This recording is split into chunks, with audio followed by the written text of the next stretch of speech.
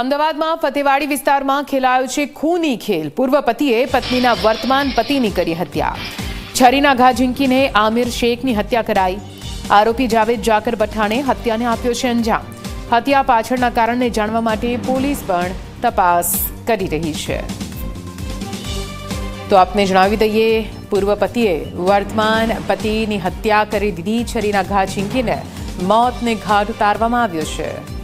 આ કામે જે આરોપી છે જાફર ખાન ચિમની ખાન પઠાણ, એના લગ્ન થયેલા હતા એની પત્ની સાથે। એને 6 બાળકો છે, પરંતુ એની જે પત્ની છે એને 2020 પછી એ જે મરણ જનાર છે અમીર મુકીમ શેખ સાથે રહે છે અને એની સાથે રહેતી હતી। આજે જ્યારે આ બનાવ બન્યો ત્યારે જે મરનાર છે એ પોતે ઘરે આવેલો ને એની પત્ની ને એના બાળકોની સાથે મારઝૂડ કરતો હતો ને એવા મેસેજ જે એનો જે આરોપી છે એને મળ્યા।